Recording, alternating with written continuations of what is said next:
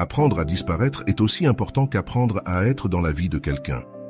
Cependant, pour pouvoir disparaître de la vie de quelqu'un qui te néglige, ne te considère pas, encore moins t'apprécie ou te valorise, deux ingrédients sont nécessaires, la dignité et la fidélité à soi-même. Que se passe-t-il quand tu n'es plus là? On te valorise. Que se passe-t-il quand tu donnes trop de toi?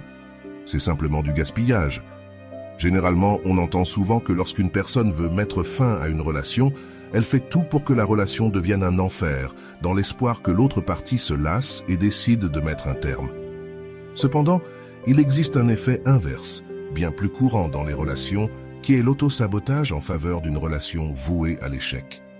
L'auto-sabotage dans les relations est une dynamique profondément destructrice dans laquelle une personne renonce à elle-même, à ses valeurs et à sa dignité, dans une tentative désespérée de maintenir la relation en vie.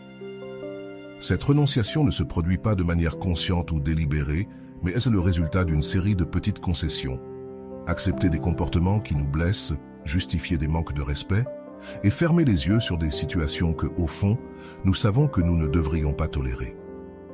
Quand quelqu'un se trouve en situation d'auto-sabotage, il croit souvent protéger la relation, éviter les conflits et assurer sa continuité. Cependant, ce qui se passe réellement, c'est un sacrifice personnel qui érode lentement l'estime de soi et le bien-être émotionnel. En permettant que notre dignité soit compromise, nous envoyons un message à l'autre personne. Notre valeur est négociable et nous sommes prêts à supporter plus que ce que nous devrions, au nom de l'amour. Ce type de comportement n'affecte pas seulement la personne qui le réalise, mais a aussi un impact dévastateur sur l'attraction que l'autre personne ressent à son égard. La dignité et l'attraction sont intrinsèquement liées. Quand une personne perçoit que son partenaire ne se respecte pas, qu'il ou elle accepte d'être maltraité ou qu'il ou elle se contente de moins que ce qu'elle mérite, cette perception affecte l'attraction. La personne autrefois perçue comme précieuse et digne de respect commence à être vue différemment, ce qui ternit inévitablement l'attraction et met en danger la possibilité d'un véritable amour. Le véritable amour et l'attraction ne résultent pas uniquement d'émotions intenses ou d'une connexion initiale. Ils se construisent sur la base de la manière dont nous nous percevons mutuellement. Si une personne commence à voir son partenaire comme quelqu'un qui s'auto-sabote, il est probable que l'étincelle initiale s'éteigne. La dignité est, en ce sens, le pilier sur lequel repose une relation saine et durable. Préserver notre dignité n'est pas seulement essentiel pour notre bien-être personnel, mais aussi pour maintenir l'attraction et le respect dans la relation. Céder à la tentation d'accepter l'inacceptable peut sembler une solution rapide pour éviter les conflits ou maintenir la relation à court terme. Mais, à long terme, cette attitude ne fait que détruire la connexion émotionnelle. Loin de renforcer la relation, l'auto-sabotage la fragilise, érodant les fondations sur lesquelles elle devrait être bâtie. Il est donc crucial que chaque individu conserve sa dignité et ses valeurs, non seulement pour son propre bien-être, mais aussi pour la santé et la survie de la relation dans son ensemble. L'auto-sabotage est, en essence, une renonciation à soi-même. Et cette renonciation ne conduit jamais à un résultat positif. Plutôt que de nous rapprocher de nos objectifs d'amour et de connexion, elle nous en éloigne, créant un cycle d'insatisfaction et de douleur. Pour rompre ce cycle, il est fondamental de reconnaître l'importance de notre propre valeur et dignité, et d'agir en conséquence, en protégeant ces aspects essentiels de notre identité dans toutes nos relations. Le plus ironique dans tout cela, c'est que l'autosabotage fonctionne comme l'antagoniste des relations. Si ce qui attire le plus une personne est le mystère, l'ambiguïté, l'autosabotage est son opposé. En d'autres termes, si tu veux qu'une personne cesse de t'aimer, la première chose à faire est de s'auto-saboter en renonçant à ta propre dignité. À l'inverse, si tu veux l'attirer, tu dois commencer par conserver ta propre dignité, ou ce que j'appelle la fidélité à soi-même. La fidélité à soi-même est, sans aucun doute, une recette du succès. Tandis que le sabotage fait que tu perds l'autre personne, et encore plus toi-même.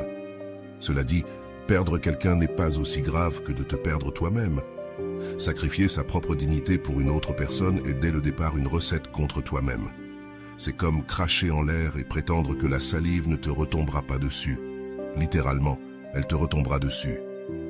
C'est ici que réside l'art de savoir disparaître, de savoir partir quand tu sais que ta dignité est prioritaire. Tu ne peux pas et ne dois pas rester dans un endroit où l'on ne te traite pas avec respect. Cela ne sert à rien de prononcer un discours sur l'amour-propre si de toute façon tu le ruines par tes actes. Tes actions doivent être en accord avec ce que tu crois déjà. Ainsi, disparaître n'est que l'effet d'une cause solide, la fidélité à soi-même. En fait, si tu y réfléchis, renoncer à toi-même équivaut à revenir à une phase infantile, où, adolescent, tu te transformes en un produit ou une marchandise sociale pour t'intégrer, pour plaire à la personne qui t'attire, pour devenir une copie défectueuse de quelqu'un qui, lui, attire. Littéralement, tu changes totalement et tu reçois le coup de réalité le plus cruel lorsque ton partenaire te dit « Je te quitte parce que tu as cessé d'être toi-même.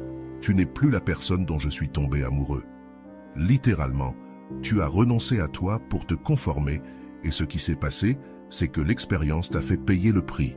En renonçant à toi, tu as fait disparaître l'attraction.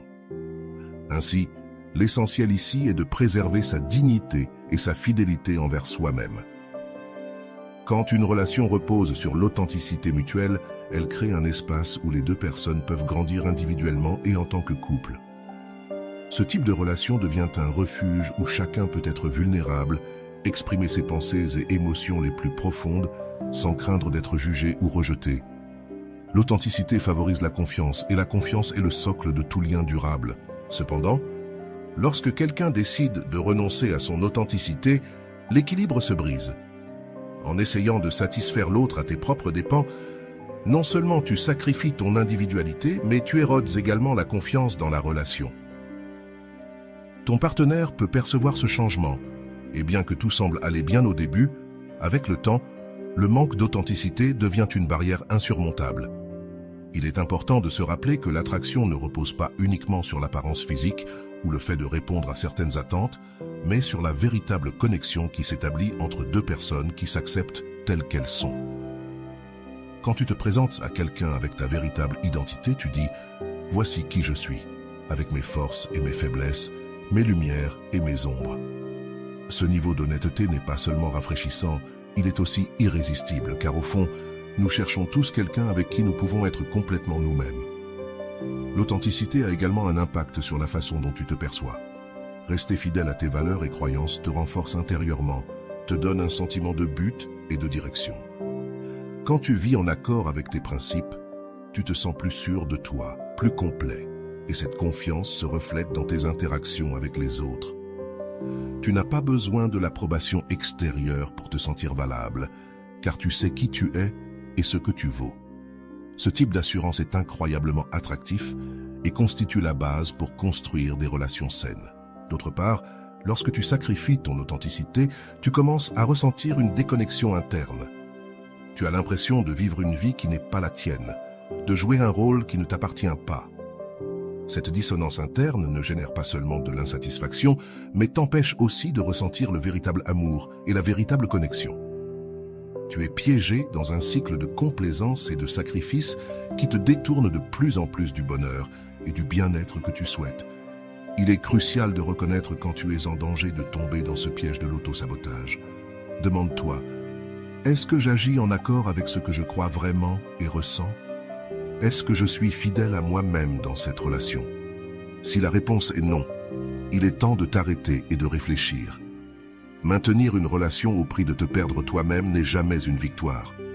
En réalité, c'est la plus grande perte que tu puisses subir, car sans ton identité, sans ton authenticité, tout amour que tu recevras ne sera pas dirigé vers toi, mais vers la personne que tu prétends être. Ainsi, la clé pour entretenir des relations saines et durables est d'être fidèle à soi-même dès le début.